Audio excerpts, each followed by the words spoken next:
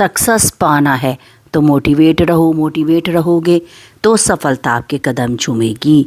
क्या सच में भगवान होते हैं? एक सच्ची घटना जम्मू कश्मीर के कुपवारा सेक्टर की है। इंडियन आर्मी के 15 सिख जवान अपने मेजर के नेतृत्व में हिमालय की ऊंचाइयों में बनी आर्मी पोस्ट पर जा रहे थे। अगले 3 महीनों तक उन्हें इसी आर्मी पोस्ट पर रहना था। हिमालय की बर्फीली ऊंचाइयों पर बनी इन आर्मी पोस्ट पर सैनिकों की तैनाती हर 3 महीने में बदलती रहती है।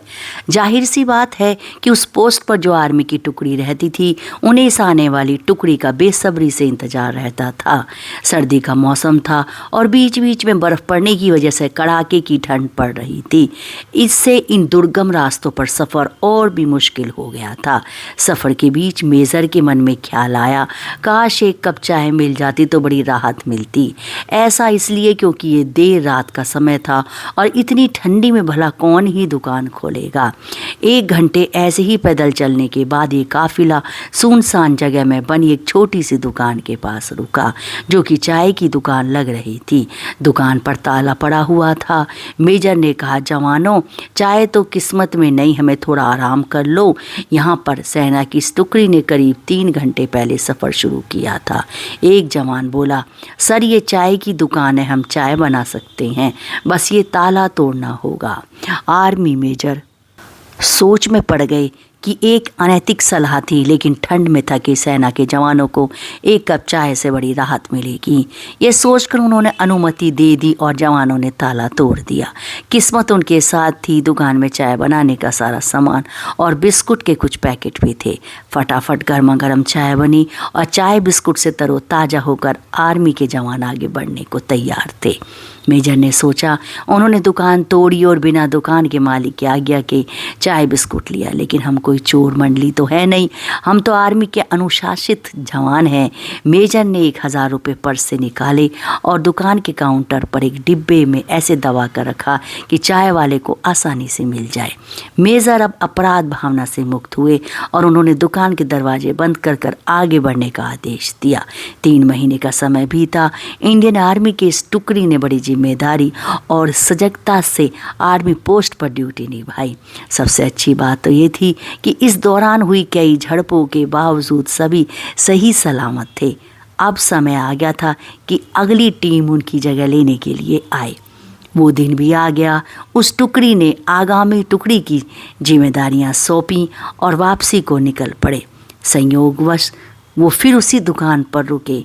इस बार दिन का समय था। दुकान खुली हुई थी और चाय वाला भी मौजूद था। चाय वाला एक बूढ़ा व्यक्ति था। इतने सारे ग्राहकों को एक साथ देखकर वो बहुत खुश हुआ और सभी को उसने चाय बनाकर पिलाई और नाश्ता दिया। मेजर चाय वाले से बात करने लगा, मतलब वो कहाँ रहता है और कब से ऐसे सुनसान जगह पर दुकान चला रहा है। बूढ़ा अपने अनुभव और कई कहानियाँ बताने लगा। हर कहानी में भगवान का एहसान और विश्वास, ये विचार समाहित था। एक जवान बोल पड़ा, अरे बाबा, अगर भगवान हर जगह है तो उसने आपको इतनी गरीबी में क्यों रखा है? चाय वाला बोला, ऐसा मत बोलो साहब, भगवान कहाँ नहीं है, भगवान वाकई हर जगह है। मेरे पास सबूत है। 3 महीने पहले की बात है। बड़ा बुरा समय चल रहा था। मेरे इकलौते बेटे को आतंकवादियों ने कुछ जानकारी पता करने के लिए बुरी तरह से मारा था। ऐसी जानकारी जो उसे पता ही नहीं थी। मुझे दुकान बंद करके लड़के को अस्पताल में भर्ती करना पड़ा। दुकान कई दिन बंद रही और उधर दवाइयाँ, इलाज के खर्च के लिए पैसे भी ख़त्म हो गए।